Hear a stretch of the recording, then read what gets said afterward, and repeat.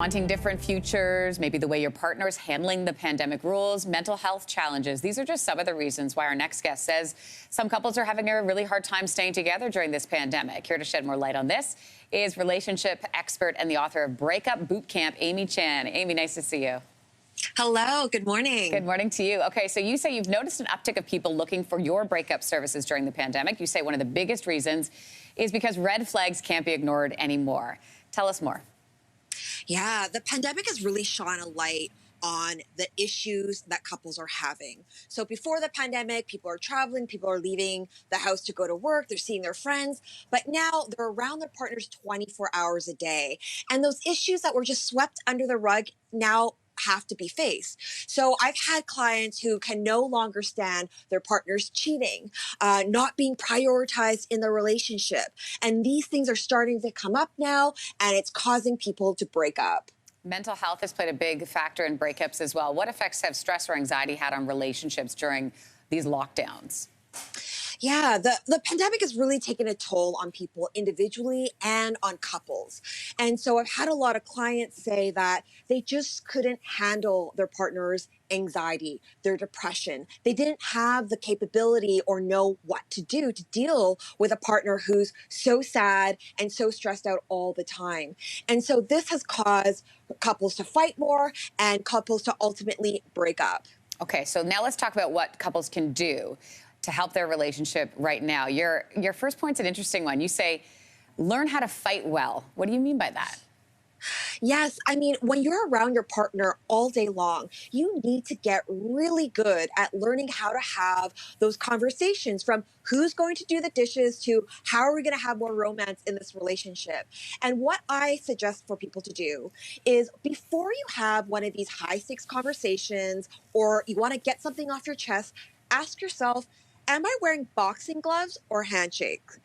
Boxing gloves is using accusatory language. It's when you're saying you. Handshake is when you put the focus on how you're feeling and you're not blaming or shaming your partner. Because the thing is this, if your partner feels that they're under attack, if they feel threatened, they will automatically have a physical response where their body will actually go into fight, flight, or freeze mode. They will prepare themselves to kind of attack back or actually avoid the conversation. So you've already lost the conversation before it's even started if you're approaching the conversation with boxing gloves.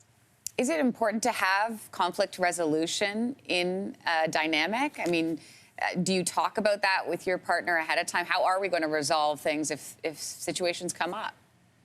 Yeah, and I think definitely you want to approach conflict instead of avoiding it, and having these conversations when you're both in a calm state. Because if you're in an activated state and you're talking about who's going to do the dishes when you're already angry, that's only going to cause the other person to be on defense, and it's going to escalate into a fight. So you want to have those conversations when you're both in a calm state, and again, you don't want to make your partner feel like they're being attacked. How important is it to schedule time for connecting? Really important right now, scheduling that time, making a conscious effort to create connection, because we're on our phones all day. You might have children that you have to take care of as well. So life is really busy right now, and it's easy to forget and deprioritize time for connection. So plan a weekly date night or have we time. And maybe that's just 1 hour on Sundays where you turn off your phone and you don't talk about work or your to-do list, but you ask questions. You're curious about your partner. Date your partner again. It doesn't matter if you've been, dating for just a couple months or you've been married for 20 years. If you constantly create curiosity in the relationship and you constantly date your partner, you'll keep those sparks alive. I love that, date your partner. And lastly, I want to ask you about gratitude rituals. What are they and how does it help? Yeah, so every day, you can do this before dinner. Both partners say what you're grateful for and why. And you might be like, oh, this seems a little bit silly, and maybe every day I'm saying the same thing. But what that actually does is it starts to rewire your brain. And you will start to eventually see things in a more positive light.